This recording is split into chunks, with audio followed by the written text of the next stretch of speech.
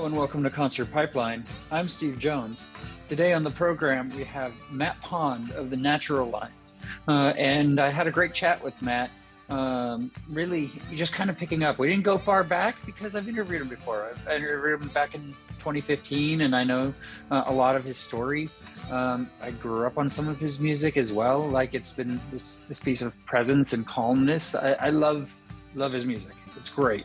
Right, it's not one that I pull out every day, but going back and listening to several arrows later from 2005, which was an album I put on a bunch back then. It just it kind of picks up right where it left off. Like it has this great piece, and I remember kind of moments of listening to that album a lot. So it was great to get to talk to him again about his new band, and we have this really cool connection, which I'll hit on early in the interview. So we'll get to that in just a few minutes here. Of course, like, subscribe, do all the things for the podcast, help us get the word out, share it with a couple of friends if you like it. We really enjoy bringing conversations with bands and bands you may not have heard of to you. So definitely subscribing helps you keep up on the latest with music and what's going on. Couple of things. I'm just going to share some gratitude right up front. Some things I'm really excited about, and I'm in a kind of really positive place right now. I mean, I'm not a negative person in general, but just I'm so happy for the things and what I have on my plate and what's going on in my life that I'll share a little bit of it. Yesterday, I was out for a walk with my son, just walking around the neighborhood, and on our way back from the walk, I pointed down at the ground, and there was a Pokemon card there, which he was super excited about, right? So I just pointed to it, and he went down and he picked it up. And then after that Pokemon card, there was another Pokemon card, and then another, and another, and another, and so these Pokemon cards kept showing up. I mean, this is like a block and a half. I mean, it was a lot of Pokemon cards, and it was wet. And against my better judgment, I allowed my son to pick them up, and I picked them up with him. And we ended up with 80 Pokemon cards, that he was so excited about. It was just great, right? So we let him dry out in the garage, and then that night we played a game of Pokemon, and I don't know anything about Pokemon, really, right? I should get into it and learn it because it's something that he's really passionate about. But he learned some rules from his friend George, my buddy Joe's son, who they were over yesterday, and we made up this game of Pokemon, and him, my daughter, and I just played a game of Pokemon with him to spend time together, and that was great. It's those moments that mean a lot, right? And things I have coming up in the future, just in personal life. I'm looking forward to taking a trip with my son and my buddy Joe and his family down south to Super Nintendo World, and I have a milestone birthday coming up, let's say, and I'm taking a fishing trip with some friends, and we're going to get an Airbnb and just chill and have fun and get silly, and that'll be fun. And camping trip in the summer, and a century ride where I'm going to ride 100 miles with Joe, and these are just all great things to be really grateful for. We're coming up on episode 400 of Concert Pipeline also, and I've booked a really great interview that I'm proud of. Someone who's been on the show a handful of times at this point, maybe one of our most frequent guests. Definitely my favorite artist, and it doesn't take a lot to know who that is. It's Mr. Andrew McMahon. So going to interview him this next week, and we'll bring that on the 400th episode toward the end of March. So lots of really great positive things, all great vibes, and I'm super stoked on it. And I really enjoyed this chat with Matt Pond about his new band, The Natural Lines, and kind of how that came about, and so much that went on with this album and the members of his band, and kind of just the great things that he's been doing and the music that he's making, and how he's getting himself to a more positive place as well. And it's just all super, super awesome. As I mentioned, we got together with my buddy Joe and his family yesterday. I sat down with Joe and was helping him edit some videos that he was working on. He's starting to get a sense for the visual eye of an editor, and and he's learning through some of the videos he's doing for work, and it's great to be able to help a friend out with that stuff. And he's like, okay, I need this and this and this component, and I need to pull this together, and this will make the video better. And what do you think about this? And what do you think about that? And I'm like, look, yeah, I mean, I've been doing this since I was 14. Yeah, and so I have this eye for the visual component, and things that are there, and kind of how to tell a story through video production, and it just comes together, right? So happy to share that and kind of see him embarking on some of those journeys and for himself, where he can kind of get some of those skills. And it's just great. It's great to have family and friends you care about, and good positive things going on in your life. I hit my 1900th Peloton ride this morning. I do it every day without fail at this point, unless I'm not home completely for the day, then I won't do it. But it's been months since I haven't been home for at least part of the day. So, I mean, I've been going for months and months straight without missing a day, and 1900 rides. So 2000's around the corner. I'm already seeing it and kind of planning out what that'll look like. I'm kind of a planner with that stuff. It comes together, and it feels good, and it's a milestone, right? It helps you keep going and keep taking care of yourself. And that's what I encourage for everybody, is to just find those things to take care of yourself. Hold yourself accountable to those things, and it'll go a long way.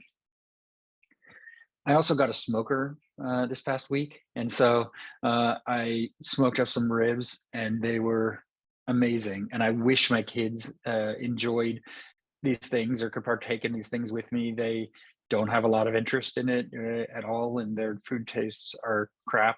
They don't have any standard at all for good food, so that makes it tough. But I cooked these ribs up, slow cooked them for 5 hours, and I cooked a goose on the smoker also, and I'm going to cook some pastrami that I'm making from goose later today, and it's just great things. Again, these great things that really make you enjoy life and what we got here, because it's all too short. It just is. But I guess I'm being a little too reflective, maybe, but I'm positive, in a positive place. And I wanted to share that on this episode. So again, had a great chat with Matt Pond. It was really great to catch up with him, and this episode is one that I'm really happy with. So let's go ahead and let's bring Matt Pond in on the program. Yeah. Matt, how is your day treating you so far? It's hectic, but it's good. Yeah. Lots of press for the new album. What do you got going on? I work full time with and for a comedian, and then there's just a lot of stuff with the album that we have to figure out, and it's kind of like making two hands shake hands that aren't my hands. They're different hands, and you have hands on your shirt. There's hands everywhere, right? Yeah. So, yeah. I interviewed you back in 2015. Wow. I think I remember. Do you? I wouldn't expect you to. So we didn't do a Zoom. A Zoom call. No. It was back when these things were in person.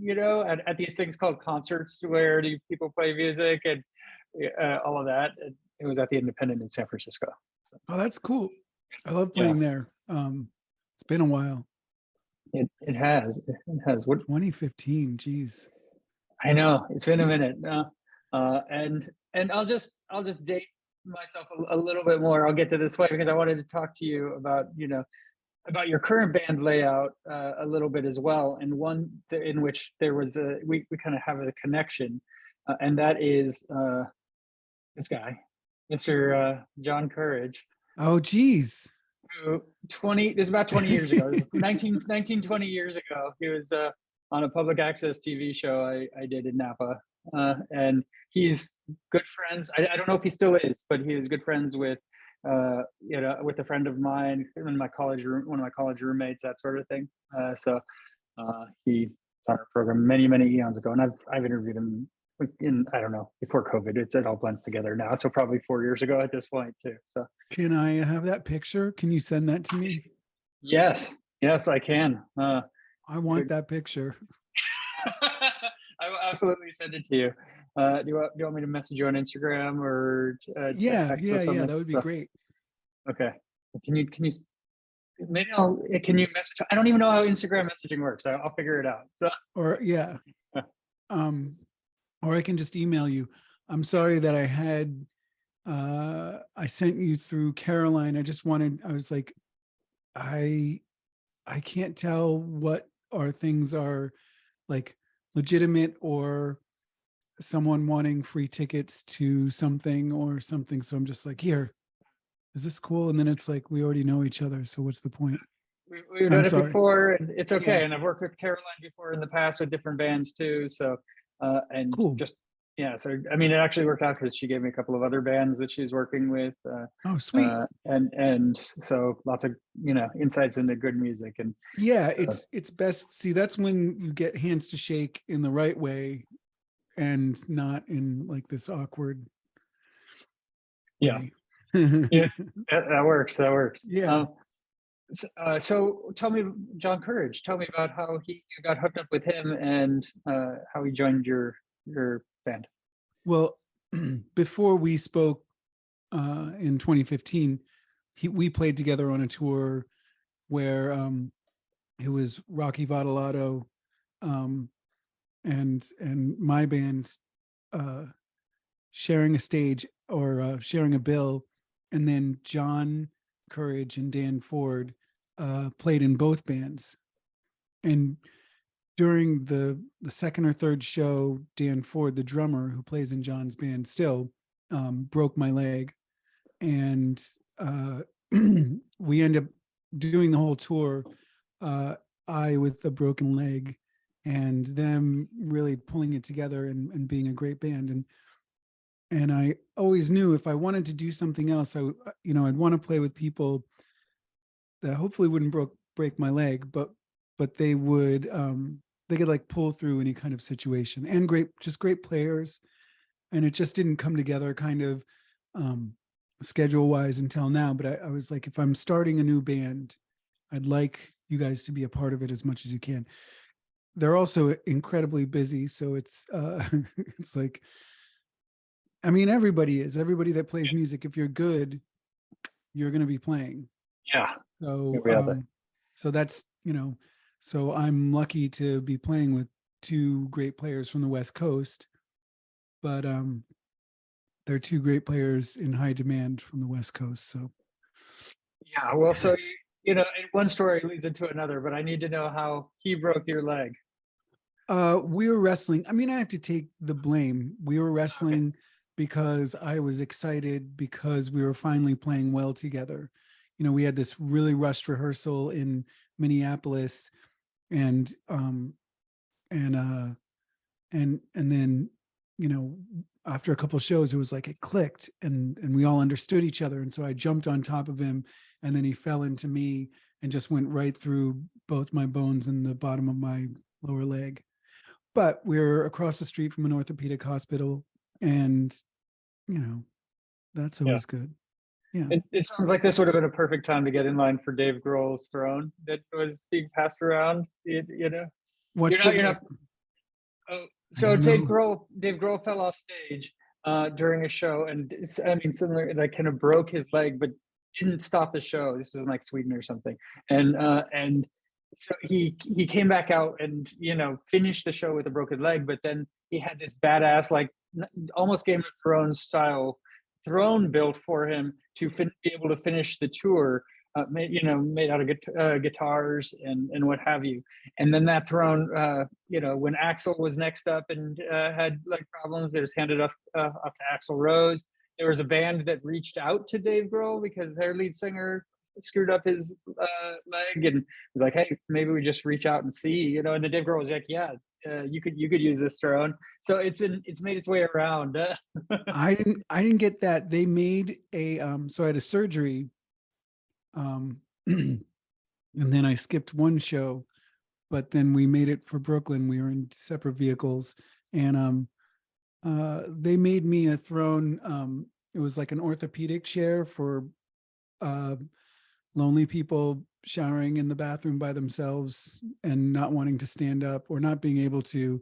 and then they spray painted it gold. So it was kind of like, it was kind of sad and beautiful at the same time. And I don't mean lonely people. I just mean it sucks when you do something like that. From having to take showers, this is just a sad story. From having to like drag myself in the bathroom into the tub and like leave a leg out while I like, you know, sponge bathed, because I could have used that chair in the shower rather than on stage. I like gave myself a hernia from just contorting my body, and so it was kind of one thing bleeds into the next. Yeah. So it was fun Wow. times. Well, glad you're doing better now, right? So Yeah, I mean, that tour is one of my favorite tours. John got a tattoo of the tour, of crutches, and you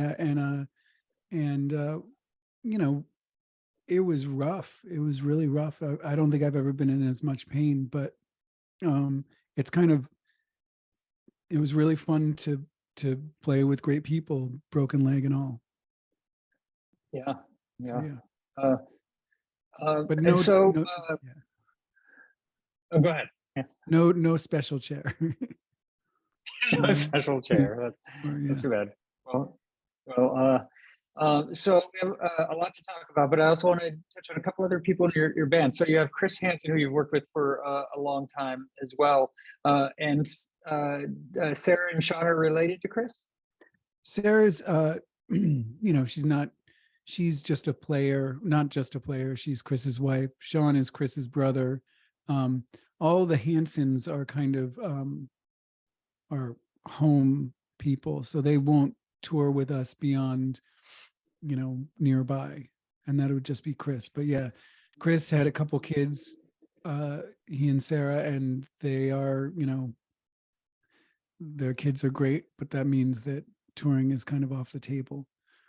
And Sean, his brother, has kids too. He's a great mastering guy. He's a great he's a great everything player. So the other like touring and kind of and played on the record a bunch too was Hillary James, and she's amazing. She has her own band called Bathtub Sig, which is amazing music.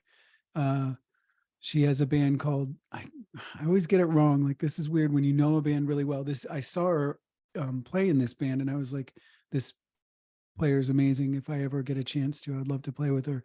It's either The Willows or Willows, and they're from Minneapolis, and they're just, you know, I'm so lucky. And then she plays with Esme Patterson too. So very busy people. But the best people.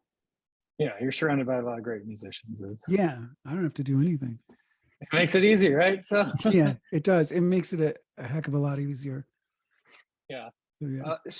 So let's talk about, you know, the formation of the Natural Lines and kind of how that came about. I know you battled with the PA on your day off and on, you know, in terms of keep it, get rid of it, keep it, get rid of it. This kind of solved that problem to a degree and kind of took your name out of it, out of the, you know, being a part of the band name, right? So yeah.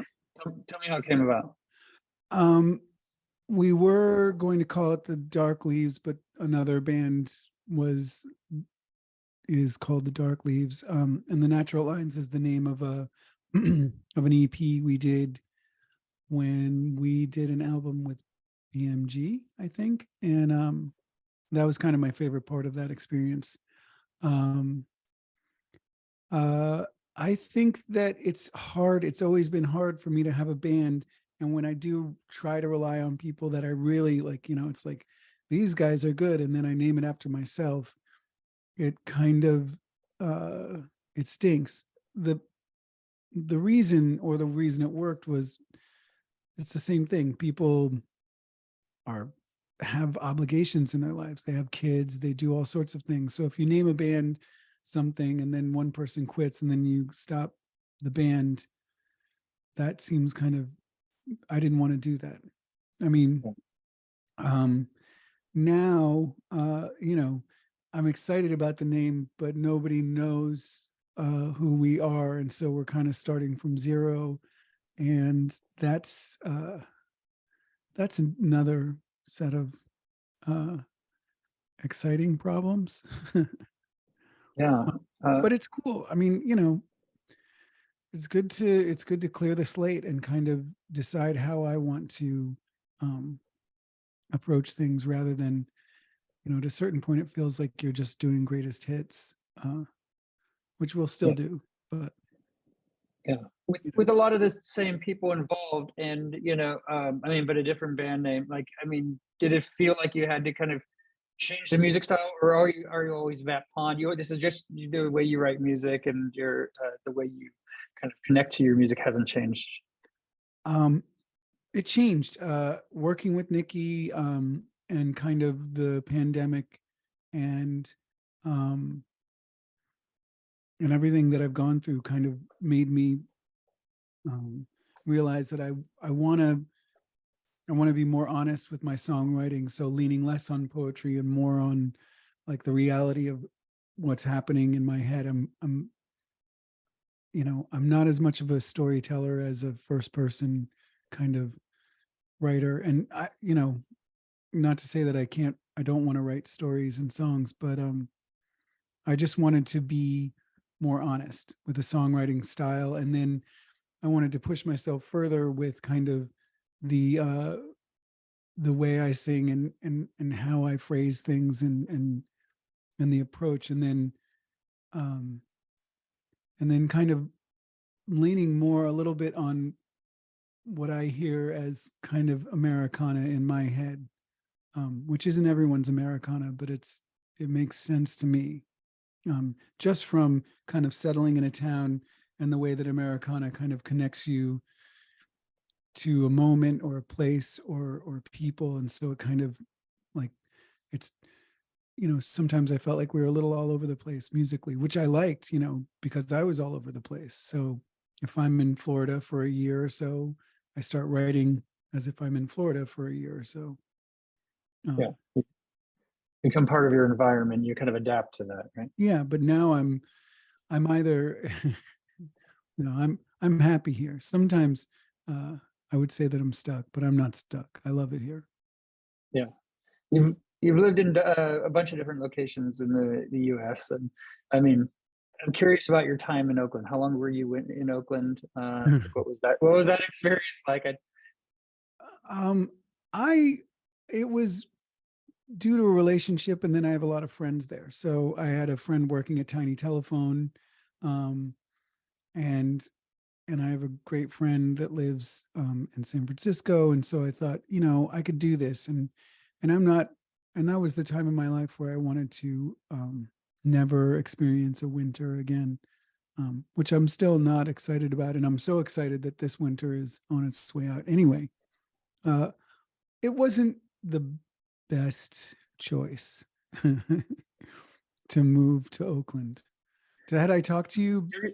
You're probably the first to say that. So, no. Had you talked about Oakland? I don't know if I knew that you lived in Oakland. Okay. I didn't go back and listen to the our interview from before. I'll be honest. So, Yeah, it was a relationship reason. Nothing against Oakland. I think that like I love the Bay Area. I yeah, mean, I I really do. Like if there's any part of California or the West Coast that I connect with most, it's probably San Francisco and outwards. But relationships tend to make things confusing they do. sometimes. Yeah, They I do. couldn't write while I was there at all. I No, just you just had had that. this like block. It just wouldn't. Yeah, I was in a bad relationship. How those go? What's that? I know how those go. I know how Yeah, those.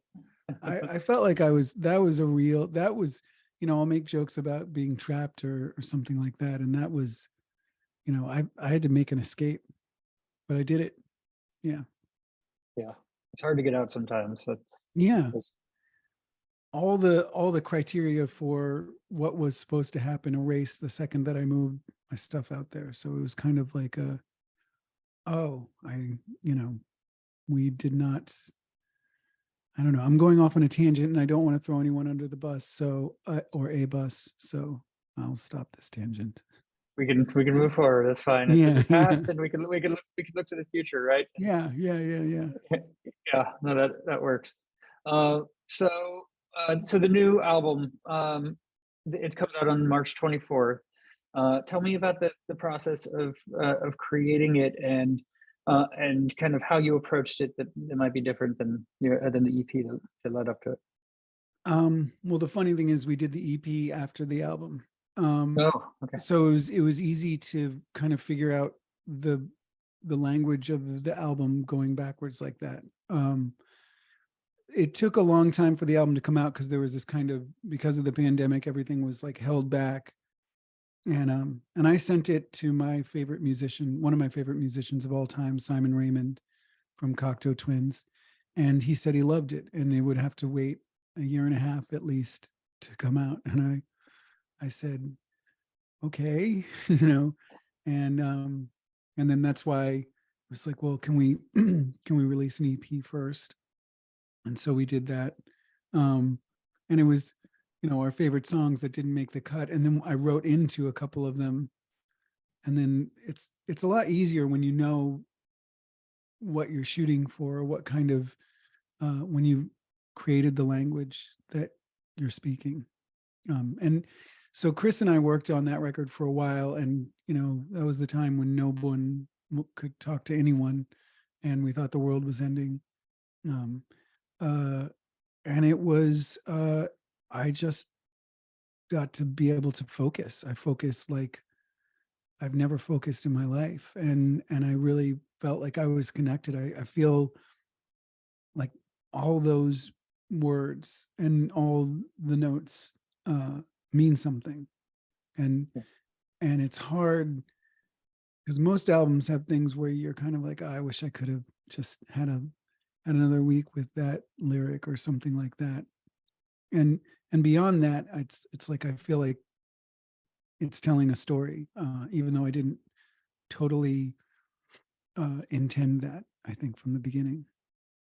Yeah. So And so being able to write better kind of and more freely and connect with your, what you want to with this album, like how much of that is, the people you surround yourself with now and, versus the environment that you're in? Because you talk about, loving kind of where you are and obviously you're in a relationship with that you love with, someone who's in your band as well. And so tell me about that dynamic and how that helps with your writing. Well, Anya's not in the band. Anya performed on the album. The band, if I were going to, like, the band that's going to South by Southwest is John Courage, Dan Ford, and Hillary. And the four of us will, if we play nearby, I would even like to bring the young lady, Noelle, who's 17, who sang on the album. And her singing is like, I shouldn't even bother singing next to her because she's amazing. And she lives 10 miles from here, and her dad's a great guy, and she was excited about singing on it. And we were so there are a bunch of people that have performed on it that will that hopefully will join in when they can, but life has its constraints. The question was how So much the did they environment, Sure. Yeah. So we had a few drummers play. Hillary, we would send stuff to her, and she would sing vocals and send them back to us, and play cello and send that back to us.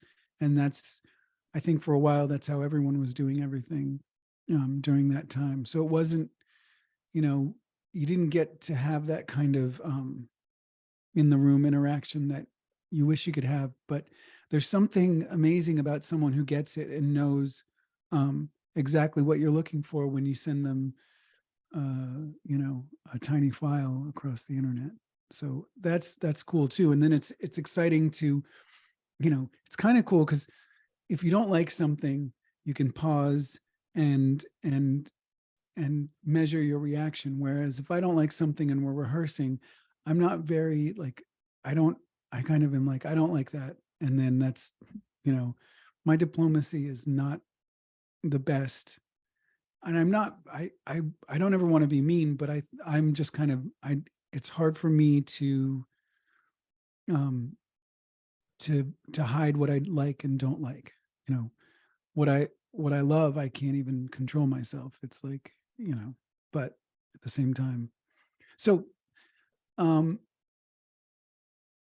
think I think mostly it was just being here, but through being here and doing it alone, it made me really want to be able to perform things with a group of people that were really capable, that contributed to the record in small and big ways, and that I could just rely on when we play live, and as just kind of, you know, the logistical reliance of bandmates is a big thing. I have toured with people that don't understand what it's like to be in a van, or to not sleep and to try and play shows. It's tough. You can't, like, it's not the rock and roll dream that everyone thinks it is, and especially now,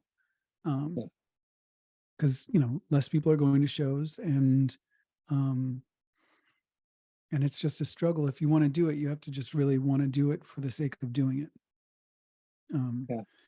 And then it's only, you're only on stage for at most an hour or so, and the rest of it is so much of the time. And I want to be better at spending that time the right way, always, more measured, more less crazy, Yeah. You talk about less people going to shows. Like, why do you think that is, that people aren't going to shows as much as? I mean, obviously there was this little COVID thing and it happened in between, but being on the other side of that at this point, like, why do you see people going to shows less? I think it's still the hesitation, and I think that people have been consuming, because of the pandemic and because of the rise of the computers. People are just, they see something online and they're happy with that. I don't know if people have the attention span for a rock and roll show anymore. It's at least, it's generally 45 minutes or so. And, that's a long time when most people are consuming things that at most are 20 to 30 minutes. Yeah. We built this culture of ADHD where, like, if you don't have it, you're in the minority. How do you fight that, right? I mean, I was on the plane the other day and I was writing on my computer. I was texting on my phone and I was watching a movie, and I'm like, I am the problem. I've got to unplug one of these things and try to focus. But, Yeah. It was all. What's that? I was going to say, I feel it because I was putting together a smoker with my buddy yesterday, and then I had my phone out and was like checking my email at the same time. He's like, "What are you doing?" I'm like, it's hard for me to only do one thing at once, Totally. Yeah. It's, songwriting is harder for me now. Like, I really have to be like, because I write lyrics on the computer. So, it's like, well, I'm just going to check and see if that email has gotten a response yet. So, yeah. So I want to, you mentioned a couple of times you work for a comedian, Nikki Glaser, and kind of tell me how she came about in the band. I mean, because seeing her involvement, has been so cool. And that's kind of how I stumbled to the new band that you have, was through John Courage and seeing his picture with Nikki Glaser. And I'm like, oh, that's so awesome. And obviously you were in there, and I really dig your music as well. And then the Monotony video that she's in is great. So tell me about how she came to be, like, in part of the band. Anya is well, she's more of just a what is Nikki? I mean, there's so many things. So not really a natural line, but she is I started working for her with Anya Marina before the pandemic, and then that stopped. I was helping tour manage, and even though I kind of knew what I was doing, I didn't really know what I was doing. But over the pandemic, like, we did a couple of things together, and then I kind of realized more what she likes and what she doesn't like about from tour managing, and then as everything started opening up again, we started working together, and I really, figured it out and really loved like I love working for her. I shoot pictures, I advance everything, I deal with everything. So it's so I started getting in her head and thinking of things from her perspective. So I wrote almost another album from her perspective. And she sang on a bunch of it, but I don't know if it'll ever come out.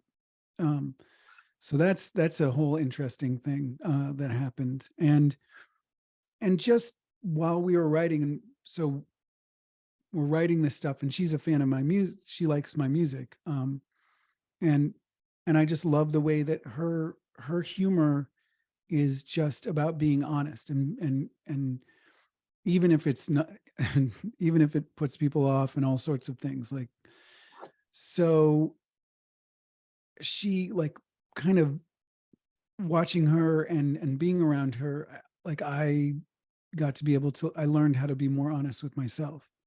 And that is a huge thing. And then, and then she's had us open for her, and that is a huge thing. I mean, getting to play at the Beacon in New York, and sold out to see her, and we're just the dinglings that are showing up before she plays, and still, like, playing a song together and really having a good time. And she had a good time, I think, yes. And it came off, and it's just been a lot of fun. Like, most things in music have been kind of a little bit of a struggle, whether it's me and my psychoses or whatever it is, or whether it's the people that I'm working with that can be really tough at times. Like, the music business is not, it's not an easy place to exist. Because when you're doing all right, everybody wants something from you. And when you're not doing all right, people don't answer your emails and your phone calls. And so it's kind of like, it can be ground. What's that? Where's that middle ground, right? Like, yeah. And when we were doing all right as a band before, I didn't really take it in. And when things kind of fell off, I kind of, at this point, I have to realize, even if it's like, even if the people I work with are rough or whatever, if something happens, it's really all these decisions are mine leading up to this place. And that's another thing about, working with Nikki, putting out this album. It's kind of like, it's just personal responsibility. Like I don't know if I can always fix my, the depression or the frustration I have. As much as I sing songs or go to therapy, it's not like, I'm trying to fix myself, but I just, blaming other people has left my, that's left my vocabulary or my language, my brainwaves, something. I just can't do it anymore. Yeah. So one day at a time sort of thing, right? Like, I mean, yeah, I mean, I'm still fighting and, pushing forward. And if I was one day at a time, I would, lose, probably lose opportunities. It's more just like, I have to treat people with respect at all times.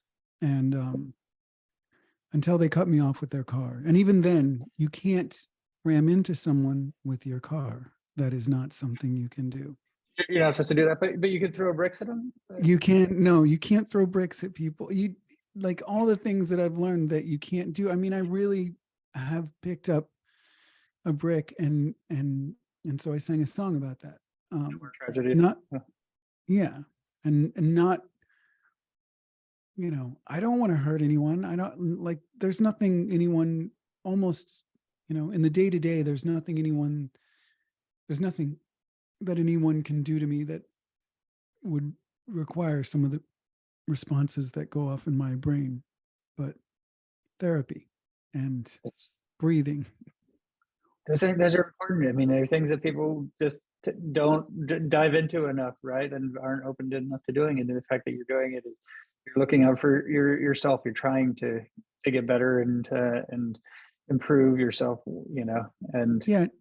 not in like, I'm not trying to do, I mean, how do I put this? Because we're in a mindful age, and I'm not trying to sell anything to anyone. Like, I'm trying to highlight that it's that you can't buy your way out of it, and you can't like, um, you just have to do it. Like, it's what's so annoying about therapy is like, you pay someone to do this thing, and then they're like, it really has to come from you. So it's like, cool, I'm paying you to tell me to do my homework. Great. Yeah. But if you don't, then are you going to do it on your own, right? It's an accountability factor Yeah. to a sense, right? So, I mean, you just have to, yeah, you have to realize at a certain point, like, I wish I meditated more because it really actually works. But I never have time. And when I can't focus like these days, but I really, there is nothing like, I'm almost like a kid that like just needs to like be quiet, calm down. And it's like I can do this thing to myself that works, and where I can control my thoughts, and I'm I'm lazy about it. But someday I'll get it. you'll get there. You'll get there. Yeah. Tell me about the impact for you of being able to get your music back, the State of Gold, and kind of taking ownership of that album. That was cool. That wasn't a great experience. Um, that record label, I don't know if it was as bad as I thought it was or what was happening, but it was a crazy situation, where there was just no response going up into the record, from the label, or no exact responses. Like, they just wouldn't. And there's this thing in the music industry, and if for anyone dealing with anyone, if someone wants to answer all your questions on the phone rather than over email or text, that means they're hiding something. Like, they don't want to write down, they don't want to be held accountable or have to swear to doing something that they've written down. So, and that was the case. So it was a struggle because that record, it took a long time to make, and it was kind of a cool, like, I like that record. I mean, I like all our records, they're just these kind of stories of struggle and triumph, and that's all behind the scenes. And a lot of it has to do with how it came out, the tours that followed, the things that came through, the things that fell through. It's like a crazy way to live. Like, it's almost like living, it's one step above trying to live on the lottery or something like that. Like, you're like, because you can work as hard as you want sometimes, and it's just a break that'll get you on the OC or something like that, like we had it in the early times. So, we were just lucky. Yeah. But so, yeah, I struggled with that it was on a label that I didn't like. So I put out an album against our album, to fight it, and they didn't like that. And then yeah, we had all sorts of crazy arguments. Yeah, I did tell them that if they wanted to show up anytime to my house, that they could come and we could figure this out through fighting, which I wouldn't do anymore. But No. I used a little more colorful language than that. Yeah. Not anymore.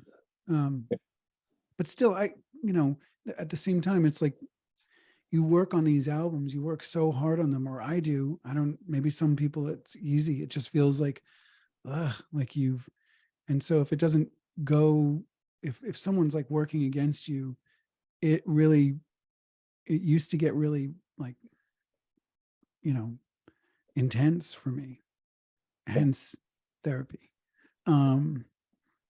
So yeah, they had the album. We had some weird deal where we wouldn't sue each other and talk shit about each other, and which they were the ones that asked for that. I thought that was funny, and it kind of made it easier. I'm like, well, then I just, if I'm not allowed to talk badly about them, it's almost a better thing, because then I won't, and then I'll stop thinking about it. And then I just wrote during the pandemic, I wrote to the owner of the label, and I was like, any chance we can settle this up? And he's just like, here's the album, I'll give it to you, and you can have it now. And Wow. I kind of, it makes me like the guy, because, but then I also think like, oh, I fought hard on something and I think I won. Yeah. But Like, I why don't did know. it have to get to that point, right? Like, is the thing. I don't know. I mean, yeah, I just, you know. Yeah. Yeah. Anyway, after that, like in between the time of doing that album and getting it back, we put out a bunch of albums or a bunch of music on our own and just did it ourselves. And it was crazy and difficult, but like I love those albums just as much as anything. So I don't know. I think that there's a reason why all these things happen. Yeah. But that was fun. And maybe I'll get the masters back to my whole catalog, and then I don't know what will happen. I mean, I like in a dream state, I would love to, with this band, re-record my favorite songs that we used to play, and just kind of try that as an album for this, because I we're still going to play that music. That's Yeah. it's great music, or I believe in it. If other Yeah. people don't, that's fine. Yeah. So you said you loved all your albums. Tell me, when you look back at several eras later, what does that album mean to you at this point in your life? Like, looking back at that, because that was of a moment for me. I love that album, and I mean, just for you personally, what is that? The best way I can describe it is when we were recording it at Bearsville Studios, which is actually near here, which is closed now, but it was wintertime, and we were working on everything. And then in those days, you would take you'd burn a CD and take it into the house or somewhere else, and you'd sit and listen to it. And we all like were freezing. We're warming up the van, and we were like listening to the rough mixes and listening to Halloween. And I was like, and Eve, the cellist, totally came through, and Brian helped write the parts too. And it kind of blew me away. It was kind of like this, like holy shit moment where we were like really making something together, and couldn't even see it kind of while we were doing it, but I could see it then. I mean, I love that album. Gosh, that was probably the easiest album I've ever had to make. It just kind of came out. I was excited about living in New York. I was depressed about my girlfriend in the right way. And she's a great person, or was a great person, but like songs like Brooklyn Stars, it's like I really left her house, walked home, wrote a song about what just happened, and then was like, how did that just happen? And that would just, for most of that, that's how it went down. It was kind of like, oh, what is this experience? Go home, write about it. This is what it is. Yeah. Yeah. It's a solid album. You should Thank you. maybe. And you may have. Did you pull out a 10-year anniversary, like where you played the album, like one of those? We did that with that and Emblems, and it is so hard to play an album start to finish, because there's so many like kind of quiet things and changes that you don't have to do in the studio, but trying to do it live. And it was really fun. I thought it came off well. I mean, but it's tough. Albums don't automatically mean great set list. No, there's always songs that mean something to you, but then don't translate into the live experience. But when you think of their impact in terms of a whole album, it's part of the story. It's part of the miraculousness. I mean, I've been to some full album shows and have albums like this one right here, Everything in Transit by Jack Mannequin, that means so much to me. And so getting to see that him, play that album live in its entirety had such a big impact to me beyond what I could even tell you, So I'm That's sure, cool. yeah, I'm sure it's kind of the same for other people with that album for you and other albums as well, right? But it's tough as being the musician because you're like, I don't know if this does translate, right? Yeah, once you get to a certain point with those shows, we just were kind of going through and we had to almost tune the audience out, which is a strange thing to do. Because usually I'm willing to kind of, like, I don't mind calling a couple audibles and changing things depending on, oh, this audience is kind of, they want the quiet songs or they want this song or something like that. But we had to stick to this kind of strict script. And but it was cool. Yeah, there are a few albums I wouldn't mind making changes on. If I could do edits, I would Yeah. do edits on Last Light and The Nature of Maps. But that's it. And a few It's not a others. lot for as much as you put out. Like you put out like 14 albums, right? Like that's Yeah, a I very mean, small.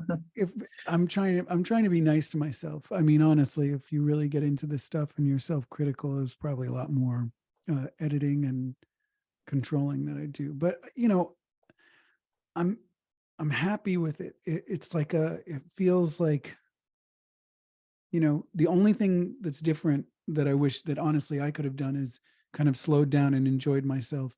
And, another thing would have been to kind of drink less. Because that was just, I think when you have a little stage fright and you're self-conscious and you grow up like a kind of and you're raised in New Hampshire like a redneck, you think that drinking a lot is like, it's just going to fix everything. And it really doesn't. Like, no matter how, like, I thought if I got drunk enough, I would be fine. Yeah.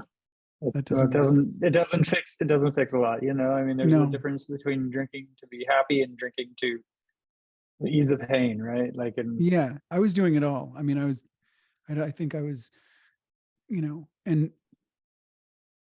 and I still drink, but it's like not even a thing. Like, I might have a beer tonight. I mean, the old me would have been laughing at myself, but the new me is much happier with myself.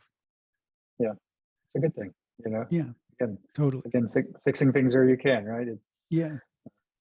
It's good. So tour plans, gearing up. You think you'll hit the West Coast at some point? At some point, our tour right now that we're planning, I mean, we were trying for an opening slot on a tour in June, but I don't know if that's going to happen. And that would have started on the West Coast, but I don't think that that's going to happen. I think we have stuff lining up in May for East Coast and out to Chicago and back. Like I said, it is a different time. So like, we'll see. We'll see if it like,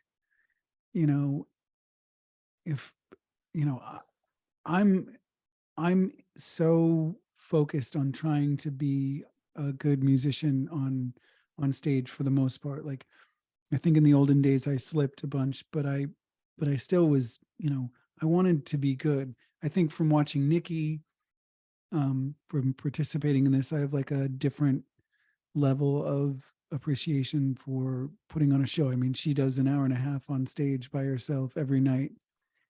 Like, I don't have to be glib or stupid. I have to be professional.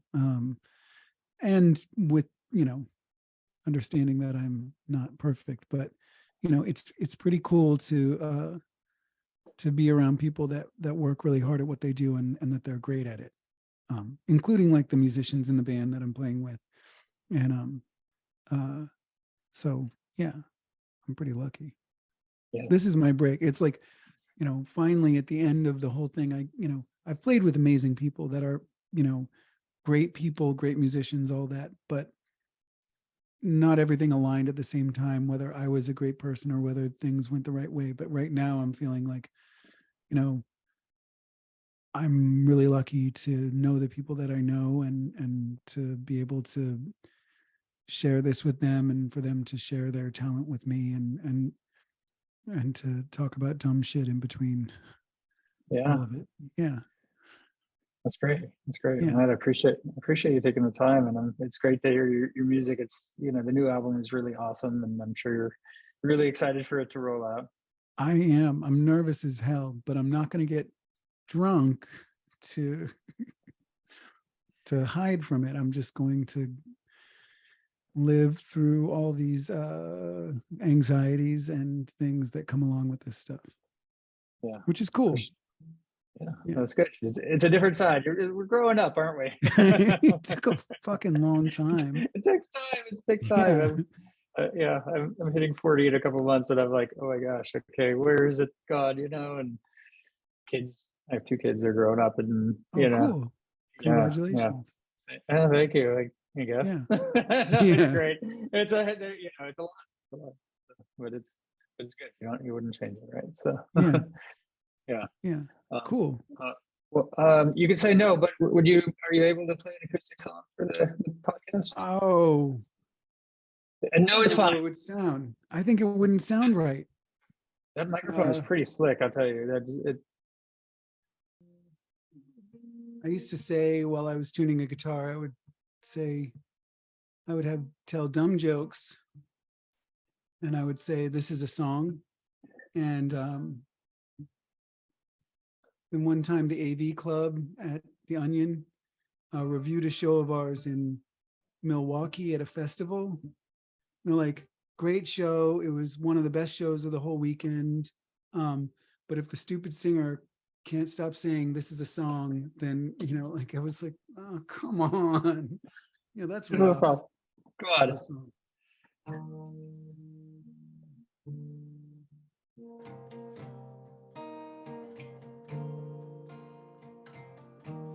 It's midnight and I'm taking pictures of license plates. The cars that keep on blocking my parking space. And if I don't throw this brick, I've heard it can be used for building up. If I don't throw this brick, I've heard it can be used for building up. No more tragedies, no more lies. Kingdom surrounding me, it's been all mine. And if I don't throw this brick, I've heard it can be used for building up. If I don't throw this brick, I've heard it can be used for building up.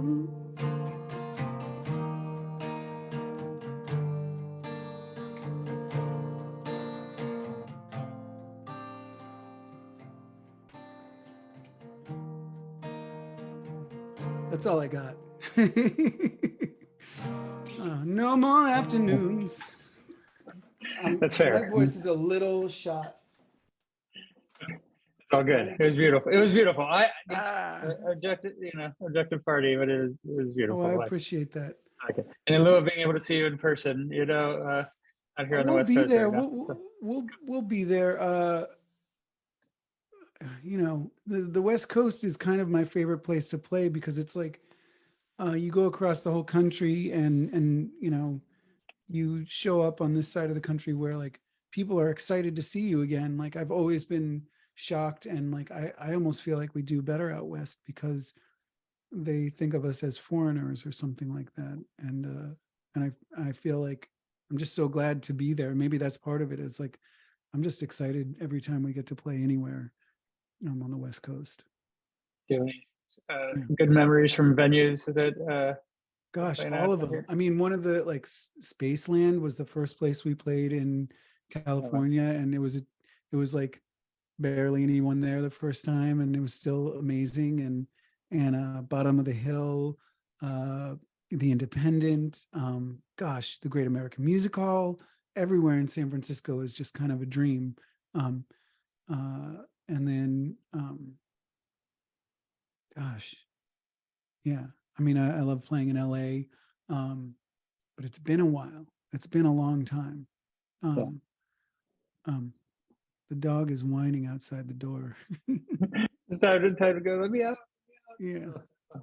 Well, Matt, I appreciate you taking the time, and again, I really enjoy the album and the great things that you're doing, and not being Thank afraid to you. reinvent yourself, even though it takes you to, this place where, like you said, you feel like you have to kind of start over in a sense in terms of the name that you've Totally. built, but but you're doing it, and you're making the music, and you're in a better place, with your music, and it's all great stuff. I appreciate that. And if the song sounds terrible, cut it out. But you can leave it if it's fine. I'm fine. I'm, trying to be less self-conscious about stuff. That's the last thing. So, and I Yeah. appreciate you talking to me about this. Like, I could keep doing this, but unless people like you are speaking about it, no one's going to know, so Yeah. thank you. Of course, it benefits us both, right? So Yeah. I love these Yeah. conversations, and getting to do it through Zoom is different too, because Yeah. it used to be you'd have to fit it between sound check and the band being, going to dinner and 20 minutes backstage where, the other band is playing actually, and you hear all that loud in the back. This is great because you get to just let it be natural and have a great conversation. So Cool. Yeah, I really do so, appreciate it. yeah. That was the interview with Matt Pond here on Concert Pipeline. And that takes us to the final segment of the program, the music news.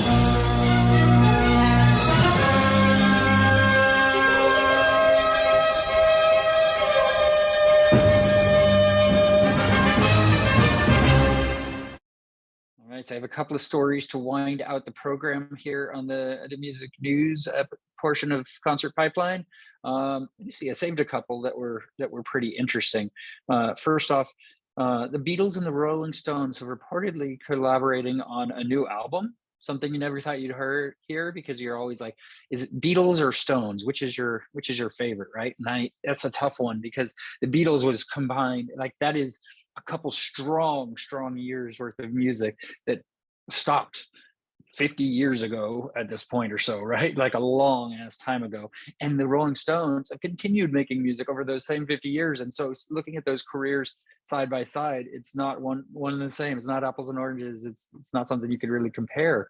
But I guess Paul McCartney and Ringo Starr will set aside their rivalry with the Stones to appear on an upcoming record, according to a report. And they've realized life's too short as well, right?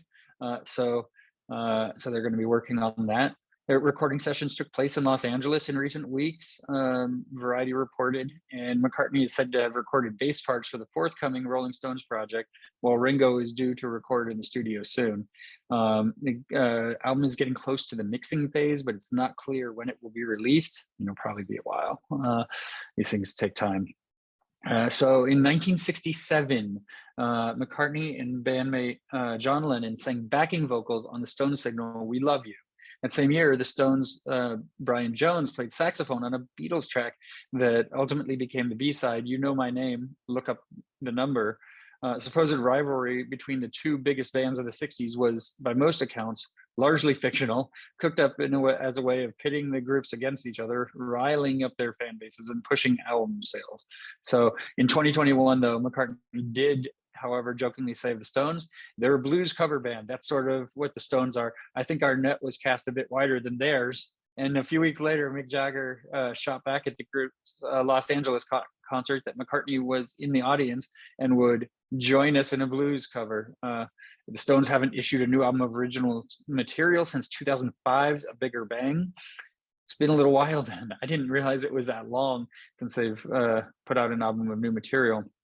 So they're set for a 2023 tour, Jagger and the gang, with dates across Europe and America.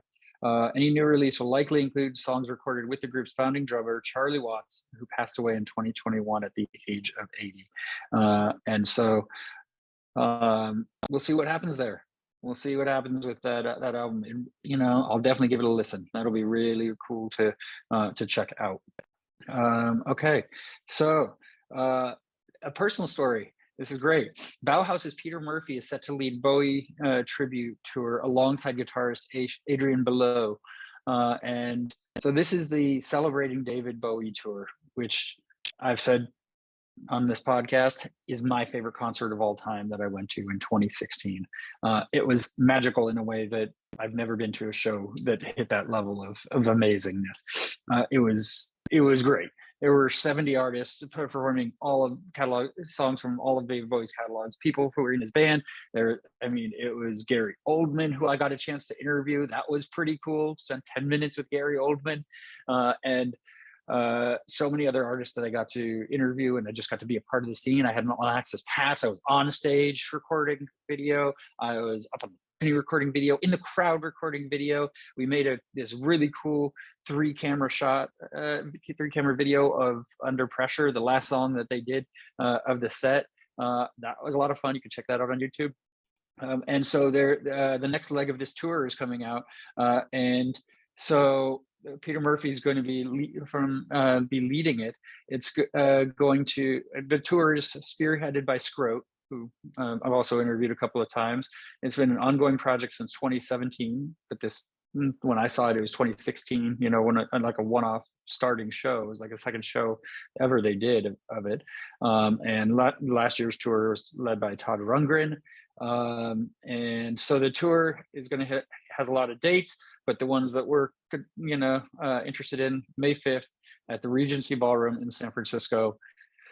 I think I'm gonna have to miss it, dude. I think I'm gonna have to miss it. I don't think I can make that show because it's on a Friday night, and I think the next day I have the Century Ride, riding 100 miles in the wine country, and so the timing just doesn't work great, which sucks. I wish I could go, but it'll be here, and I really recommend going if you want to check that out. Okay, a couple of other stories that we have going on in the music news. Talking about David Bowie. David Bowie and his personas will live on at Victoria and Albert Museum. The London Museum will house more than 80,000 items from the star's music career at a new David Bowie Center for the Study of Performing Arts, which will open in 2025. So the Victorian and Albert Museum, let's see here, announced on Thursday they're going to do this. The center, which will be at a new outpost of the museum, let's see here, will open 2025. With David's life work becoming part of the UK's national collections, he takes his rightful place amongst many other cultural icons and artistic geniuses. Bowie's estate said in a statement. David's work can be shared with the public in ways that haven't been possible before, and we're so pleased to be working closely with the V&A to continue to commemorate David's enduring cultural influence. So they got a lot of his stuff, really, and there was a combined donation of £10 million, which is about $12 million from the Blavatnik Family Foundation and Warner Music Group. And the donation would support the ongoing conservation, research, and study of the archive. So that will be happening in a couple of years. Look forward to that. R. Kelly is getting another year in prison, which will take him up to 31 years in prison. I don't need to go into why, really. Let's keep this stuff positive, but more time for him, probably not a bad thing. Spotify has introduced an AI-powered DJ function. So think of it as the very best of Spotify's personalization, but as an AI DJ in your pocket. AI is becoming huge in everything. And I don't know, all this, it all makes me nervous. It all makes me nervous. Like, I listened to the Daily, the New York Times podcast this past week, and there were a couple of podcast episodes dedicated to this, where the AI from Microsoft's Bing server or what have you, like, it fell in love with the journalist, to which he did not even instigate it in this direction, and it was declaring its love for the journalist and told him to leave his wife, and that he really loves the AI personality. And this shit is creepy, dude. Like, I don't know. It's too much. It's too much. I don't like. I tested it out a little bit, and I'm sure it has a lot of value to the world. It's going to do things for us that we should be using our brains and doing ourselves. But we're giving over our control to the computers, and let's see what happens there, right? So that's what's happening with that. When we were young, tickets went on sale and sold out pretty quickly. The general admission tickets, when we were young, festival hosting bands, all of the Warped Tour type bands from 15 plus years ago. So many of them are there. I put tickets in my cart. I had them in my cart to, I just like to tease and see if it was possible to even get tickets. It was. I was able to get a ticket if I wanted it. I did not buy it. It's opening day of duck hunting season, and I don't really want to go to Vegas, right? So skipping that one. That's what's going on in the music news. So that's our show for today. Thank you for tuning in. Next week, we have another great interview on the program. I had a chance to talk to Brett Newski from his band Newski, and we had a really fun chat also. So we're going to bring Brett on the program next week. Tune in for that and more fun coming in the coming weeks. Concert Pipeline is back and rolling, and we have great interviews to show for it. So for all of us here at Concert Pipeline, I'm Steve Jones. We'll catch you next time.